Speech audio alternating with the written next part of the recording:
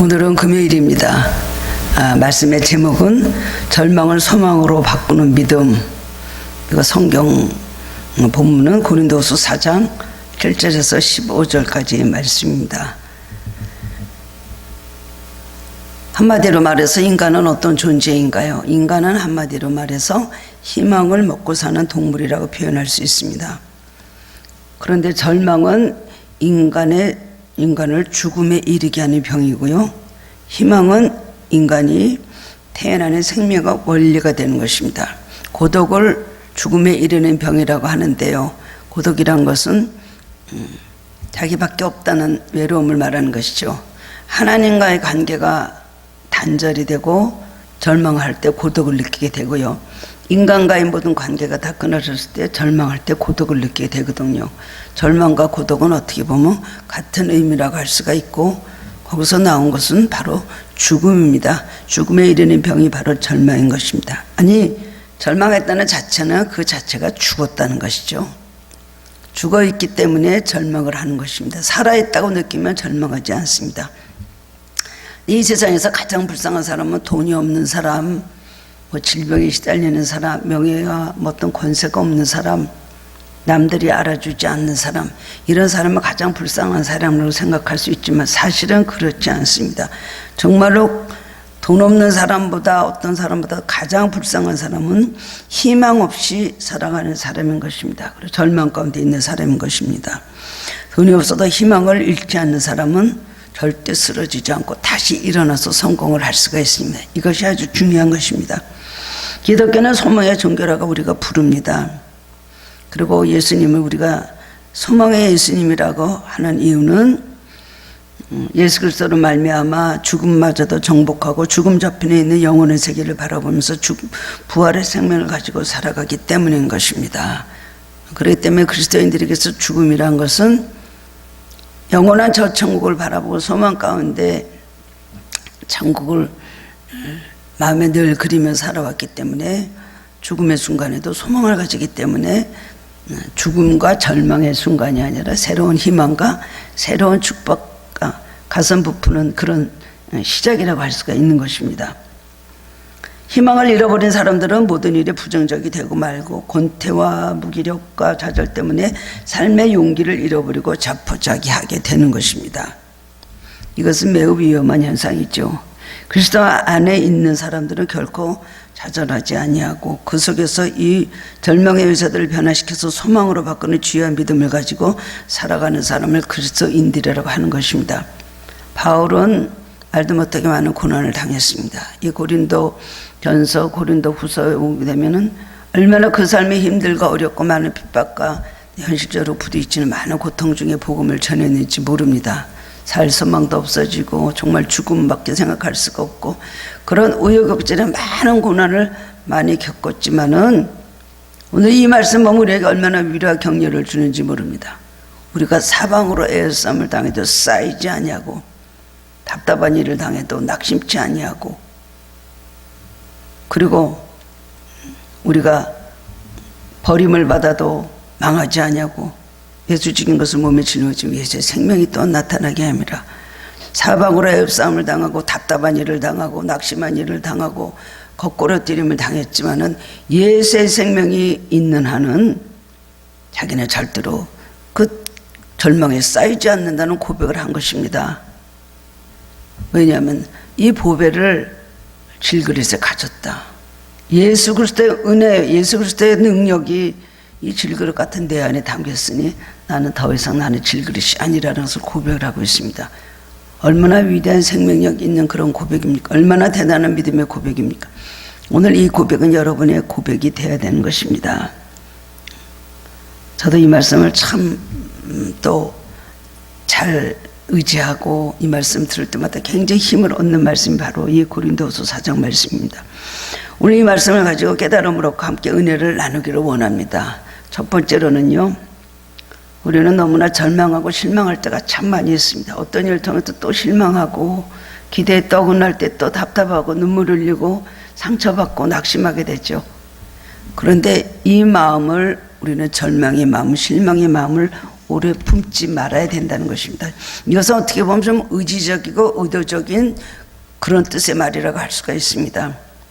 절망되는데요, 실망되는데요, 낙심되는데요, 우리 삶은 어쩔 수가 없이 불가항력으로 다가와서 우리에게 있는 모든 것들, 소망과 모든 희망과 기쁨을 다 뺏어가는 건 사실입니다. 너무나 기대한 대로 이 세상이 되지가 않습니다. 그러나 우리가 의도적으로 이런 고난이 올 때 어쩔 수가 없다 하고 실망과 절망 속에 우리를, 감정에 우리를 완전히 맡겨버리면 아무것도 얻어지지가 않습니다. 이런 어려움이 있습니다. 이 절망을, 이 실망의 마음을, 이 괴로운 마음을 빨리 없애버려야 되겠다 생각을 해야 됩니다. 그것도 뭐 인간적으로 그러면 어디 놀러 가고 자기 취미를 살려서 좋은 시간을 보내고 레저를 즐기고 뭐 아니면 골프를 가는, 낚시를 가는, 등산 가고 이런 의미가 아니죠. 우리가 이는 모든 절망의 마음은 의도적으로가 여기서 오래 놔두지 말아야 되겠다 생각함과 동시에 세상적인 방법으로 이 실망과 절망을 없애려고 하지 말고, 그럴수록 하나님으로부터 주시는 은혜로 우리의 절망의 마음이 소망의 마음으로 바뀌게 된다는 것입니다. 절망이란 것은 우리가 이렇게 분석을 해보면 이것은 우리의 감정에서 오는 경우가 많습니다. 절망은 마음속에 소망을, 희망을 다 잃어버리는 상태니까 이 절망스러운 감정은 참으로 그것이 감정적인 것입니다. 근데 우리의 감정은 하루에도 몇 번이고 얼마나 바뀝니까? 이런 생각을 하면 오히려 위로를 받죠. 사람의 삶이라는 게 해가 비치는 날이 있으면 그 다음에 비가 오는 날이 있습니다. 맑은 날이 있으면 천둥번개 치는 날이 있습니다. 또 따뜻한 좋은 기온의 날씨가 있냐면 춥고 얼음이 얼고 그런 날이 있습니다. 우리도 어제는 기분이 좋고 오늘은 기분이 나쁘고, 오늘은 또 절망이 됐다 내일은 또 기쁜 일이 있습니다. 이런 생각을 하면서 우리의 모든 절망적인 상황도 자꾸 바뀌는 것이다. 이것은 감정에서 오는 것인데 이 절망스러운 감정을 자꾸 없애고 내 감정이 그냥 계속해서 풍랑이는 그런 바다같이 흔들리니까 나도 이 절망적인 이 감정을 내가 벗어버릴 수 있다. 오늘은 이렇지만은 내일은 이 감정이 더 바뀔 것이다 라는 것을 생각하면서 스스로 자기 자신을 위로하고 힘을 얻어야 된다는 것입니다. 그렇기 때문에 기쁜 감정도 우리를 오랫동안 지배하지 못하듯이 이 절망하는 감정도 우리를 오래 지배하지 못한다는 것을 우리는 생각을 해야 되는 것입니다. 근데 마음에 오랫동안 절망감을 간직하지 말고 속히 잊어버려야 되는데, 우리 자신의 감정을 지배하고 살아가는 그런 우리 자신을 컨트롤할 수 있는 신앙, 그것이 있을 때에 더 이상의 절망과 더 이상의 모든 실망과 더 이상의 모든 불쾌하고 우물한 마음들이 우리 마음에서 없어질 수가 있는 것입니다. 우리는 우리의 감정이 우리의 이성이나 사고보다, 특히 또 우리의 신앙보다 더 강할 때가 많이 있지 않습니까? 이것 갖고 우리는 그냥 계속 싸우는 것 아닙니까? 믿음의 나는 나를 이끌고 소망을 줍니다. 그러나 또 불신앙의 나는 나를 괴로움을 주고 낙심을 주고 좌절을 주고 너는 안 된다, 더 이상의 노력을 하지 마라 라는 그런 유혹을 할 때가 참 많이 있습니다. 속에서 끊임없이 우리의 감정이 이성과 싸우고 우리의 믿음이 또 우리의 잘못된 신앙과 반대되는 것과 계속해서 우리는 전쟁을 하고 싸우는 것입니다. 근데 잘못된 감정이, 잘못된 느낌이 자꾸만 나를 잡다 보면은 판단력이 마비가 되어서 걷잡을 수 없는 완전히 절망의 인생으로 가는 경우가 많이 있다는 것입니다. 실패와 좌절을 오랫동안 간직하는 사람은 물론 타고난 성격도 있을 것입니다. 잘 바꾸지 못하는 사람이 있습니다. 또 내성적인 사람들이 그렇습니다. 오픈하지 않고 자기 자신을 또 스스로 어떻게 좀 변화시키고 건설적인 내일을 위해서 노력하지 않은 성격들, 그런 성격들은 굉장히 그 자신을 그런 부정적인 생각에 지배하기 때문에 참 일어나기 힘들고 회복도 어렵고 성공하기 사실 어려운 거는 사실입니다. 그러나 우리의 의지로, 우리의 모든 의도적으로 이 절망된 마음을 오래 품지 말아라.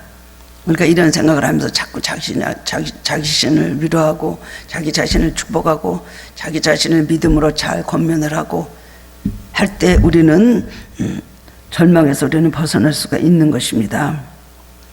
일시적인 절망이라 생각하고 오래 간직하지 말고 새로운 발전과 진보를 방해하는 요소인 모든 감정을 제거하고 영원한 소망을 바라보고 달려가는 우리 신앙인들이 되어야 될 것입니다.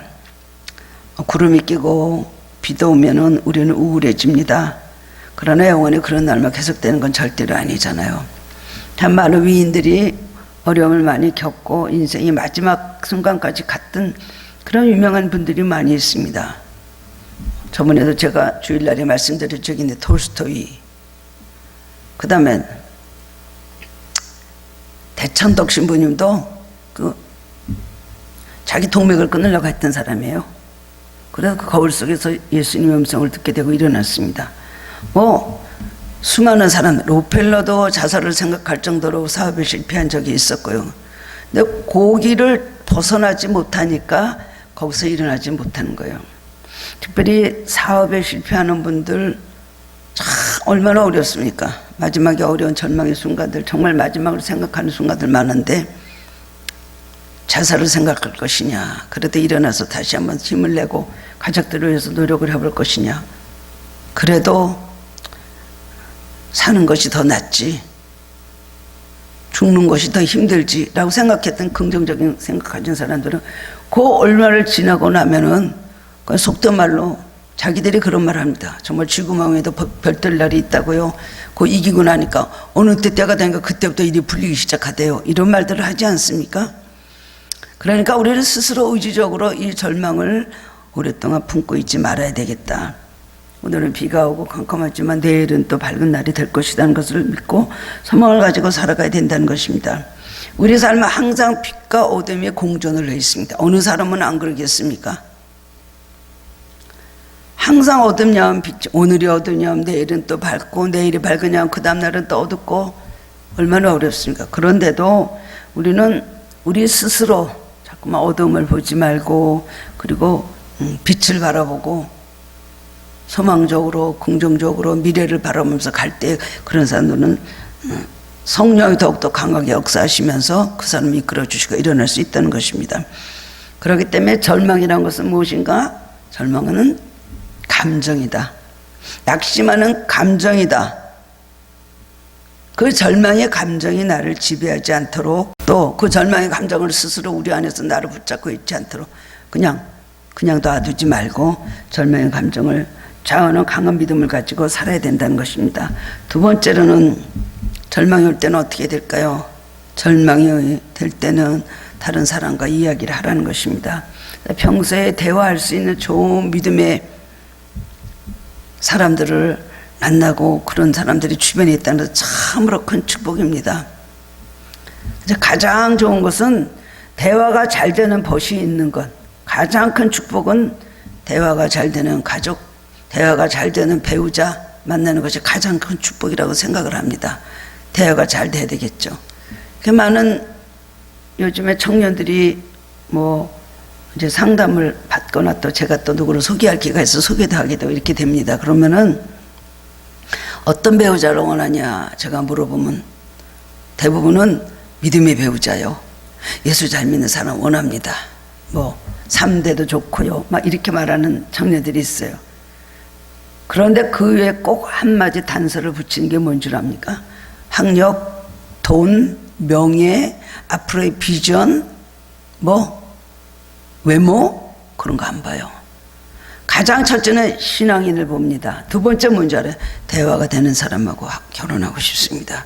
많은 지혜로운 청년들이 그런 말을 하는 말을 참 많이 들었습니다. 그리고 실제적으로 대화가 잘 되는 사람을 만나면 주님 안에서 그렇게 대화가 즐겁고 그래서 결혼으로 결국은 잘 골인이 되고 아름다운 가정을 이루는 걸 봤습니다. 이 대화량은 아주 중요한 겁니다. 근데 절망에 있으면 문을 닫아 걸고 커튼을 내리고 아무도 안 만나고 절망이 완전히 자기를 완전히 삼켜버린 상태라고 할 수가 있습니다.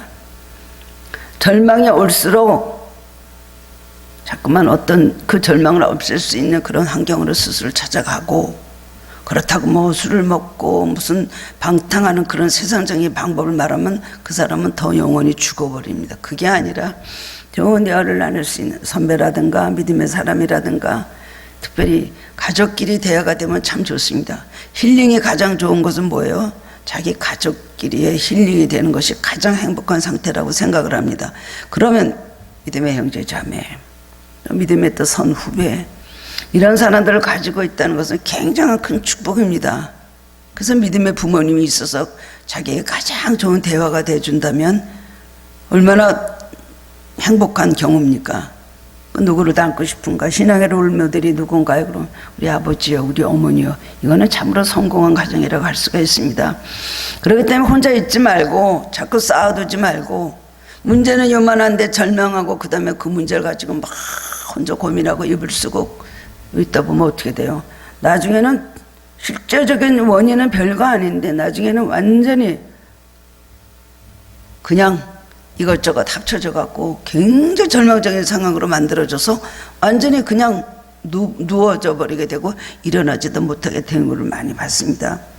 그렇습니다.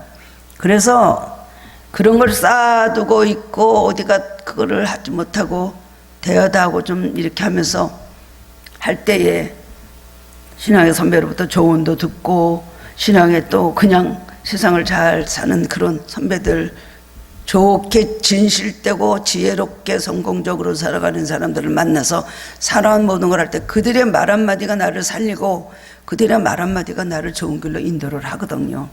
이 대화가 아주 중요한 것입니다. 그렇기 때문에 그럴 때는 뭐든지 이렇게 많이 쌓아두지 않고 금방금방 해결이 됩니다. 그런데 그런 걸 걷잡을 수 없이 같이 쌓아두고 나중에 화산과 같이 폭발을 하게 되니까 그 다음엔 질병으로 나가게 되고 극단적인 선택을 하게 되고 이렇게 되는 거 아닙니까?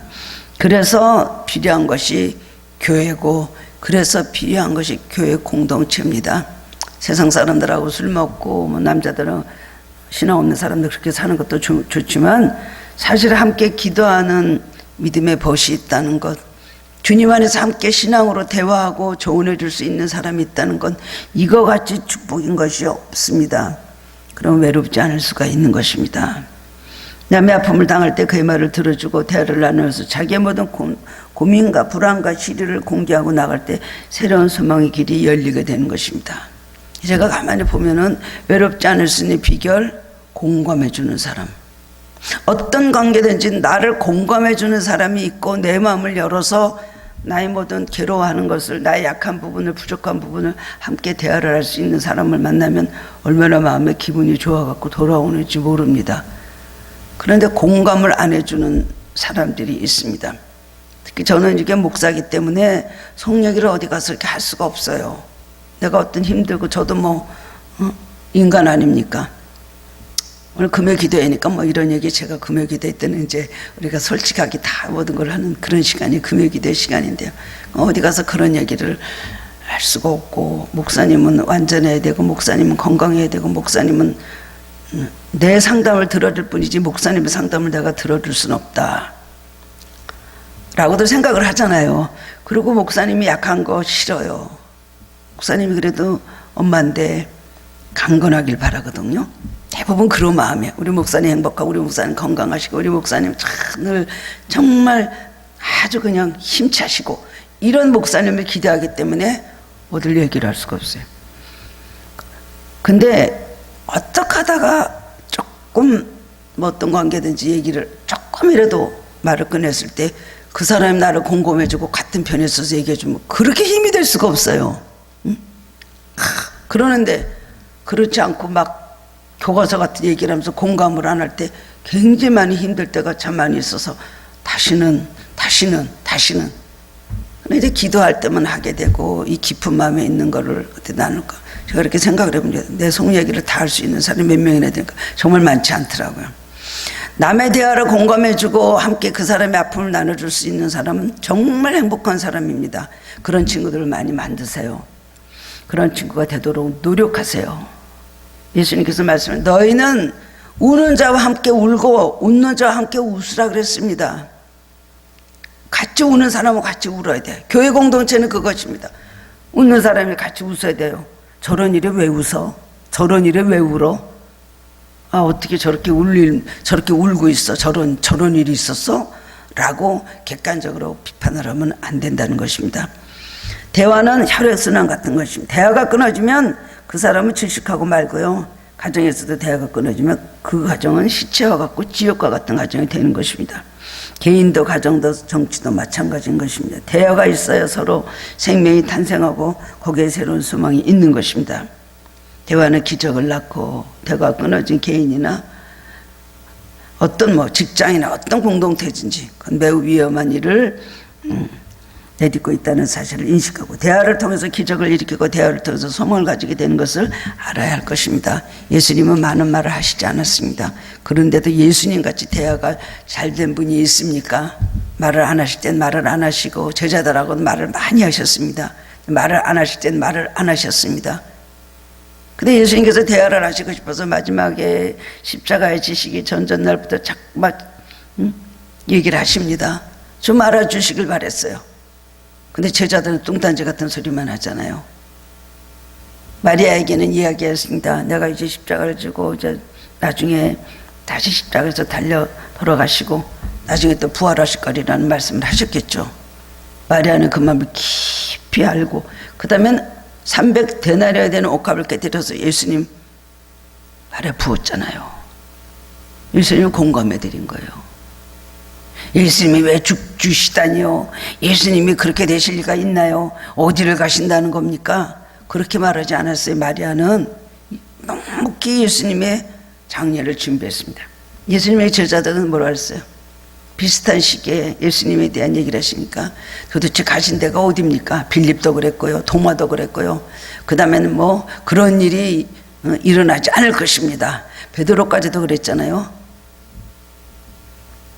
그 예수님 마지막 겟세마네 동산에서 나를 위해서 좀 기도해 달라고 부탁하셨을 때 제자들은 콜콜 자고 있었어요. 얼마나 외로우셨겠어요. 바로 인간 예수신 거예요. 그때 모습은 통곡하고 고민하고 슬퍼하시면서 우시면서 나를 위해서 기도해 달라 할 때 같이 붙잡고 울어야 되는 거 아니에요. 제자들이. 예수님의 외로움이 어느셨을까 생각합니다. 그렇습니다. 우리는 좌절의 문제가 있을 때마다 하나님 앞에 하나님과 대화하게 되고 믿음의 형제들과 대화하고요. 목회자들과 대화하고요. 마음의 시원함을 얻게 되고 스스로 해결점을 찾게 되는 줄 아시기를 바랍니다. 혼자 왜 이렇게 꽁꽁 싸매고 있지 마세요. 세상적인 방법으로 풀려고 하지 마세요. 여러분의 공동체가 대화의 창이 되길 바랍니다. 여러분의 모든 관계가 서로 인생에 있어서 저 믿음의 벗들이 되고 길동무들이 되는 것 이거 이상의 축복이 없는 줄 압니다. 말 한마디가 나를 살리고 말 한마디가 그 사람을 일으키는 거 아닙니까? 윤주 장로님은 고통의 멍에 벗으려고 예수께로 나옵니다. 찬송가 제1집에 나와 있는 곡이에요. 근데 그게 이렇게 이상하게 곡이 좀 늘어지고 하면서 참 이거를 넣을까 말까 고민을 많이 하셨다 그러잖아요. 그랬는데 그래서 이걸 뺄까 말까 하다가 그냥 맨 끝에 가서 집어넣었다 그러시더라고요. 이거 갖고 누가 은혜를 받을까 했는데 어느 때 미국 가니까 어떤 사람이 그때 그 고통의 멍에 벗으려고 예수께로 나옵니다. 그 찬송이 저를 살렸습니다. 제가 미국 가서 살면서 사업에 실패를 하고 차를 몰고 가서 저 절벽에 가서 떨어져 죽으려고 막 차를 몰고 가 있었습니다. 그러는데 고통의 멍에 벗으려고 예수께로 나옵니다. 그 찬양을 들으면서 자기가 마음에 막 울고 소망을 가지고 그 다음에 돌아와서 다시 사업을 해서 다시 일어났다는 말을 하는데 굉장히 많은 위로를 받았다는 그런 간증을 들은 적이 있었습니다. 그렇습니다. 믿음에 대화할 수 있는 사람들, 통하는 사람들, 이거 큰 축복인 줄 아시기 바랍니다. 그럴 때 여러분 병 생기지 않고 마음에 시원하고 그것이 자매끼리면 참 좋습니다. 형제끼리도 너무 좋습니다. 동창관계나 교회 뭐든 특히 아름다운 가정에서 대화가 되는 것은 가장 큰 축복인 줄 알고 그런 가정을 원하신다는 걸 기억하시기 바랍니다. 세 번째로는 하나님의 계획과 선하신 능력을 적극적으로 여러분 믿어야 됩니다. 나를 향해서 하나님께 선한 계획을 갖고 계시다. 나는 그저 우연히 태어나고 그 다음엔 나는 길가에 굴러다니는 골망이라는 돌멩이 같은 존재가 아니다. 나는 하나님께서 하나님의 목적 가운데 하나님의 섭리와 약속이 있어서 이 땅에 태어나게 하셨구나. 이거를 여러분 기억해야 된다는 것입니다. 나를 향한 하나님의 어떤 선하신 계획이 있다는 걸 믿어야 됩니다. 우리가 낙심되고 좌절될 때에 내 인생에 어떤 비전이 있을까? 어떤 소망이 있을까? 이렇게 늦어지도록 안 이루어지는 일이 내가 기도를 하면서도 이런 복을 받게 될 건가? 낙심하고 좌절하게 되죠. 그럴 때 아니다. 하나님, 나를 향하신 하나님 분명한 뜻이 계시고 나를 하나님의 자녀 만드시고 하나님의 일꾼으로 해서 지금까지 교회 안에서도 사용해 주셨습니다. 나를 향한 하나님의 선하신 계획이 있다는 것을 믿고 여러분 좌절하지 말고 절망하지 말아야 된다는 것입니다. 우리가 평안해질 것은 어디입니까? 좋은 데 가면요, 좋은 경관이 좋은 데 가서 구경하고 좋은 시간 보내고 맛있는 음식 먹고 좋다는 데다 찾아다니면 여러분 완전한 평안이 있을 줄 아십니까? 천만입니다. 그런 것도 하나님의 은혜죠. 그러나 주님과 동행하지 않는 것이 무슨 은혜가 되고 무슨 자기 피난처가 되겠습니까? 하나님만이 우리의 피난처가 되시는 걸 아시기를 바랍니다. 현실성에 그러므로 어떤 방법으로 완전한 정말 절망과 좌절에서 이끌어줄 사람이 없지만 하나님의 약속, 하나님의 그 약속의 무지개를 바라보면서 하나님의 선한 섭리와 나를 향하신 하나님의 귀한 뜻을 여러분 반드시 마음속에 믿고 여러분 그것을 인정하시길 바랍니다. 나를 향해서 독생자 아들 예수 그리스도를 보내주신 하나님이 계시지. 기도할 때 들어주신다고 하셨지. 왜 기도할 수 있는데 내가 왜 낙심할까? 내 기도를 들어주시는 하나님, 내가 너를 도울 것이요 너를 내가 붙들겠다는 약속이 있는데 내가 왜 낙심하는가? 이런 마음을 가지시기 바랍니다. 그렇습니다. 우리가 사방으로 애울쌈을 당하고 답답한 일을 당하고 그 다음엔 거꾸러짐을 당하고 핍박을 받아도 낙심하지 않는 이유는 우리 질그릇에 보배와 같은 예수님이 우리에게 주신 소망이 담겼기 때문에 그렇다는 것입니다. 아무것도 우리를 그리스도의 사랑에서 끊을 수가 없다고 하셨습니다. 낙심하고 좌절하지만 그러나 주님께서 다시 나를 이끌어 주시다는 생각을 하고 일어나야 되는 것입니다. 우리 의인은 엎드려져도 아주 엎드려지지 않는다고 했습니다. 우리가 엎드려지지만 다시 일어나게 해주신다고 말씀을 하셨습니다. 절망과 낙심의 일이 우리 앞에 놓인다 할지라도 하나님 앞에 예배하는 자, 하나님 기도하는 자, 하나님 의지하는 자는 절대 낙심하지 않는 것입니다. 우리가 이해할 수 없지만 그 뜻대로 부르심을 받는 자, 하나님을 사랑하는 자는 결코 모든 것이 합력하여 선을 이루게 됩니다. 이렇게 하시려고 하셨구나. 믿음으로 우리가 붙잡고 나가면 더 좋은 일이 생기고 하나님 뜻을 알게 되는 날이 반드시 있는 것입니다. 그러므로 정상에 도전하는 사람, 성공하려고 하는 사람은 쉽게 포기하지 않고 좌절하지 않고 꿈을 잃어버리지 않는 것입니다. 예수를 믿어도 악착같이 믿어야 되겠죠. 예수를 믿어도 정말 쉽게 포기하지 않고 독하게 예수를 믿어야 되겠죠. 끝까지 믿음을 가지고 신용을 가지고 나가면 우리는 결코 패배하지 않고 성공하는 사람이 될 수가 있습니다. 성경은 많은 말씀으로 우리를 위로하고 계십니다. 담대하라고 하십니다. 믿음을 포기하지 말라고 하십니다. 특별히 선을 행하다 낙심하지 말지니 너희들이 포기하지 않으면 때가 이르매 거두리라. 때가 안 된 것뿐입니다. 이스라엘 백성 40년 광야 생활 속에서도 하나님의 약속을 믿고 가나안을 믿고 나간 사람들은 결국 그 가나안에 들어갔습니다. 못 간다, 못 간다. 우리는 여기서 죽는다. 한 사람들은 입으로 말한 대로 죽었고요. 여호수아와 갈렙은 약속하신 가나안에 들어가서도 그곳에 가서도 행복하게 한동안 오랫동안 그 땅을 분배받고 잘 살았습니다. 하나님의 약속을 이루어 주십니다. 절망에 우리가 가끔 우리가 이 통로로 간다 할지라도 하나님의 약속의 한 것을 반드시 이루어 주십니다. 또한 하나님의 약속을 이룰 우리에게는 책임이 있고 사명이 있고 의무가 있는 걸 여러분 믿으시기 바랍니다.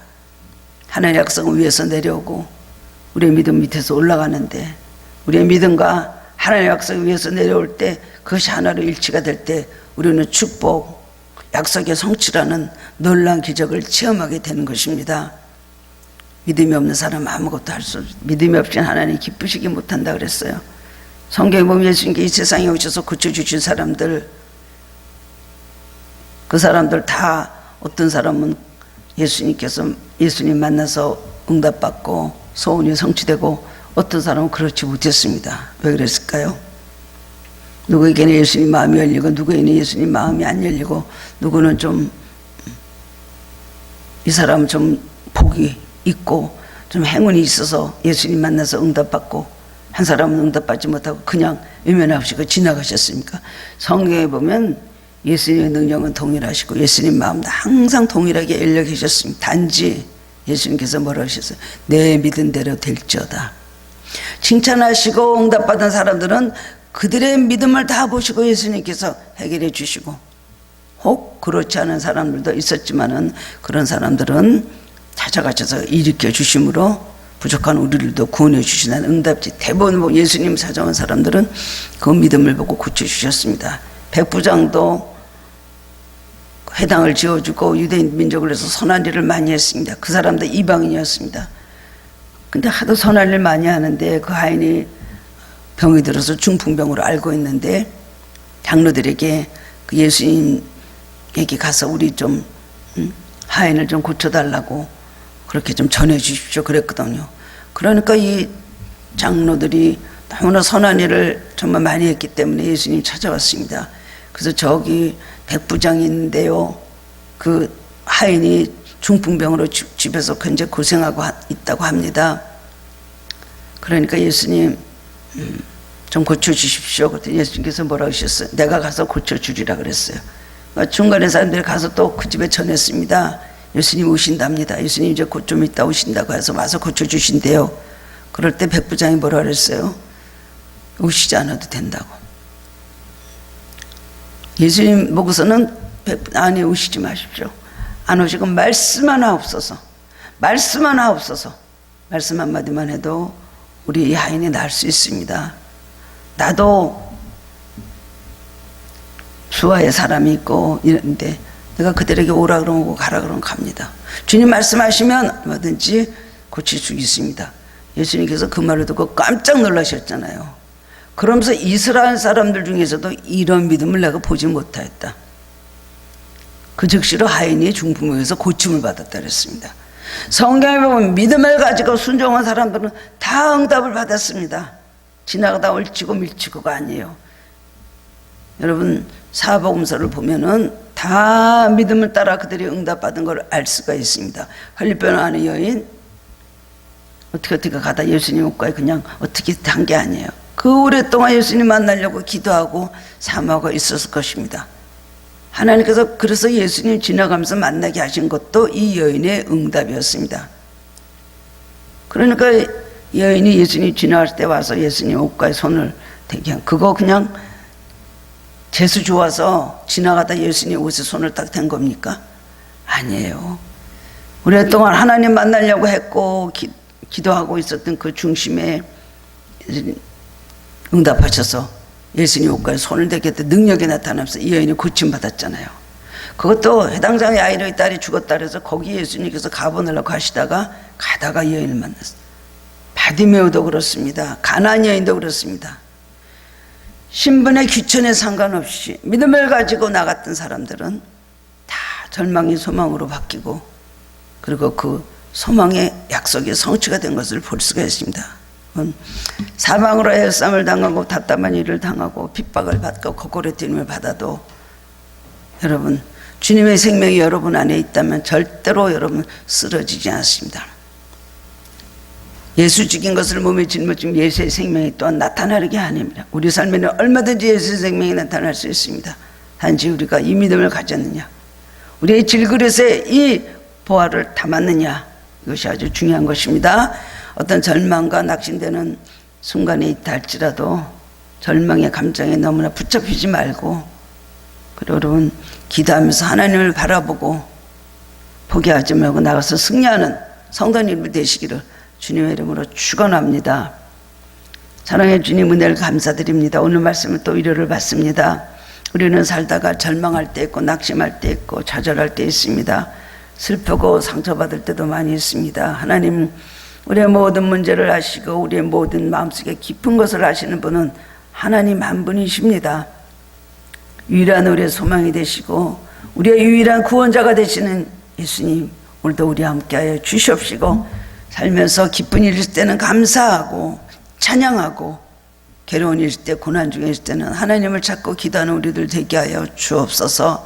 그래서 우리가 이 세상 살아가는 동안에 늘 함께 하시는 주님을 체험하고 우리의 발걸음이 주님 이 땅에서 승리하고 영원한 천국으로 갈 수 있도록 우리 삶에서 승리자들이 되게 하여 주시옵소서. 오늘 이 말씀 듣고 절망의 소망으로 바뀌게 하여 주시옵시고 저절히 하나님 새로운 의욕과 용기와 힘과 믿음으로 바뀌게 하여 주옵소서.